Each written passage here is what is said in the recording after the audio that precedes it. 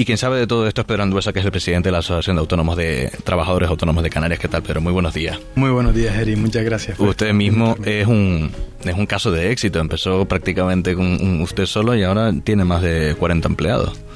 Correcto, el crecimiento de un autónomo, pues desde que empieza y cómo evoluciona, ¿no? Es poco a poco, y en más de 20 años pues tienes que ir desarrollando y consolidando y creando una estructura que te permita crecer, ¿no?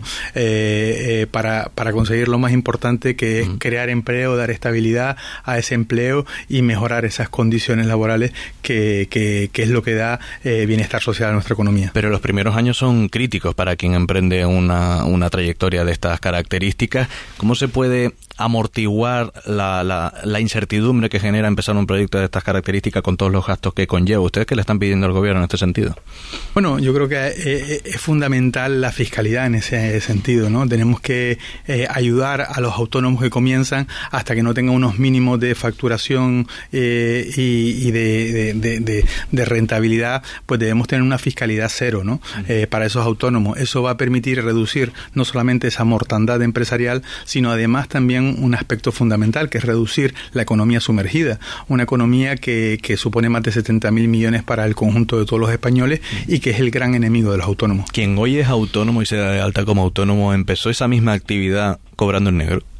Bueno, esperemos que no, y que no en todos los casos, ¿no? Pero en muchos casos, cuando las cotizaciones, cuando los impuestos, cuando las subidas de los costes empresariales, como está siendo pues el caso, por ejemplo, de la subida de la inflación, el combustible, la energía, las hipotecas, los alquileres, cuando uno se encuentra que no puede cubrir todas esas situaciones, muchos autónomos pues al final los abocamos a esa economía sumergida, y por lo tanto es importante que tengan un espacio en el donde poder crecer, y por ello la fiscalidad es un elemento clave. ¿La cuota de autónomo que ahora mismo está bonificada en Canarias para empezar es correcta?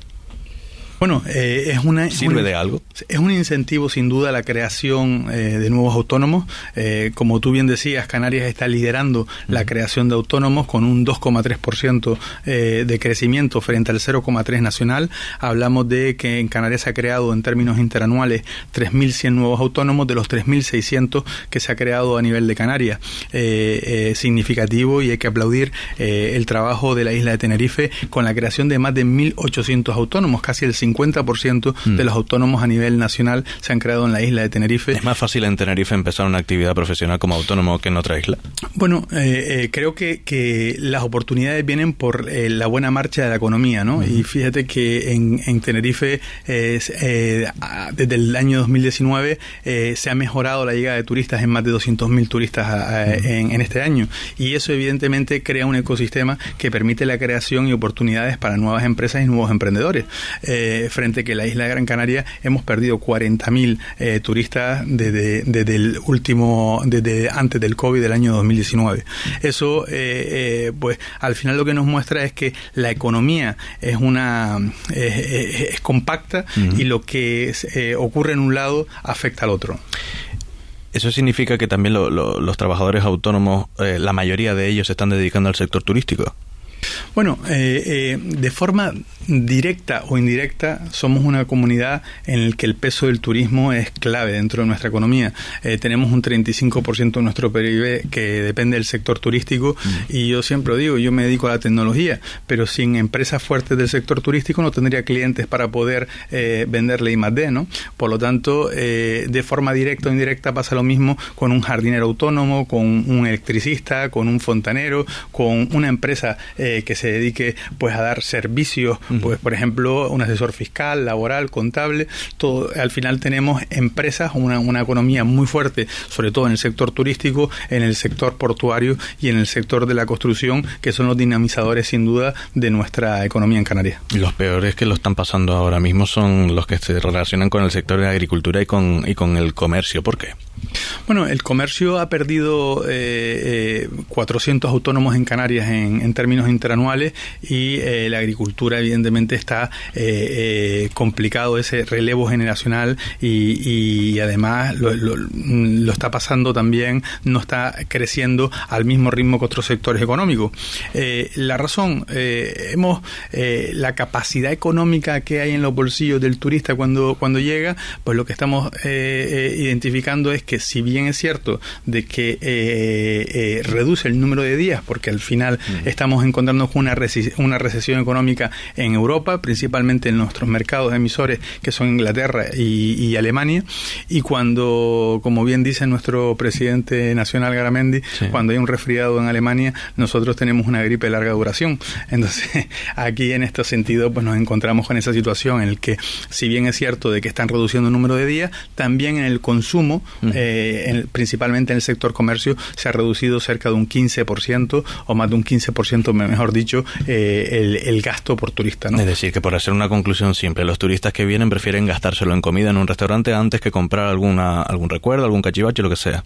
Prefieren dedicarle menos tiempo, pero tener vacaciones, y además tienen menos dinero en el bolsillo para poder gastarse. ¿Qué modelo de autónomos es para ustedes en el que se debería fijar Canarias, en el que se debería fijar todo el país? Porque echan de menos políticas parecidas a las que se aplican en Alemania y en Italia. ¿Qué es lo que ocurre allí que aquí no está ocurriendo? Bueno, la realidad es que hay diferencias en el modelo del RETA, en el modelo de autónomos en Alemania y Francia, porque no cubren con su cuota la seguridad social que pagan los autónomos las mismas condiciones que tenemos en España, ¿no? Nosotros en España pues tenemos jubilación, tenemos una especie de similar al paro cuando te quedas sin trabajo. Tenemos, como demostró el COVID, cuando estamos en una situación como el COVID, pues tuvimos una cuota en el que cubría esa cotización que estamos pagando todos los meses a la seguridad social, y esas condiciones, por ejemplo, en Alemania y en Francia no se dan, por eso la cuota es más básica. Nosotros lo que pedimos es que tenemos un tamaño dentro de nuestra economía, donde tú bien decías antes que el 90% son empresas de 1 o 2 empleados. Tenemos que hacer crecer. A mí me gustaría que esos autónomos que hoy tienen 1 o 2 empleados pudiesen llegar a tener 50, 100, porque eso es generación de empleo y eso es al final nuestro bienestar social. La capacidad de crecer y de tener empleo es la mejor de las noticias, y por lo tanto para eso tenemos que tener una fiscalidad mucho más amable y tenemos que ser conscientes de que necesitamos estabilidad, necesitamos moderación y necesitamos políticas que favorezcan a los autónomos. La reducción planteada en el pacto PSOE-Sumar a 37 horas semanales, 37 horas y media semanales de trabajo, ¿les afectaría mucho? Bueno, Eric, ahí tengo que decirte de que habrán autónomos que puedan asumirlo y muchos que no puedan asumirlo y estén abocados al cierre y a la destrucción de empresas y empleo, ¿no? Nosotros creemos que la mejora de las condiciones sociales y laborales deben ir asociadas a la productividad y a la competitividad, no a un decreto o a un pacto, y siempre dentro del diálogo social. Creemos que eso es clave. Desde la Constitución española, la transición, nos hemos puesto de acuerdo empresarios y sindicatos para llegar a pactos por toda España y en todos los sectores económicos, y creo que eso no debemos cambiar ese modelo y que los pactos en materia de laboral se hagan a través de partidos políticos. ¿Qué expectativas tienen sobre la nueva Dirección General de Autónomos del Gobierno de Canarias? Bueno, es una de las peticiones que hicimos dentro de la Asociación de Trabajadores Autónomos y dentro de las patronales, de ambas patronales, la Confederación Canaria de Empresarios y CB Tenerife. Pedíamos una dirección general porque necesitamos, en un colectivo tan importante como son los autónomos en Canarias, debemos escuchar cuáles son sus necesidades y cuáles son sus demandas. Y por lo tanto necesitamos un Consejo General que nos permita tratar estos temas y generar una hoja de ruta que permita mejorar las condiciones de los autónomos. Y fruto de ello, pues se creó esta dirección general que alinea, vamos a decir, esas condiciones y esas demandas entre el gobierno regional y las patronales canarias. ¿Qué le van a pedir al gobierno que en el corto plazo, bueno, les plantee beneficios a ustedes, a los autónomos? Bueno, creemos que primero tenemos que trabajar por una fiscalidad, como decíamos antes, que mejore las condiciones de los autónomos canarios y lo iguale a las condiciones de los autónomos del resto de Europa.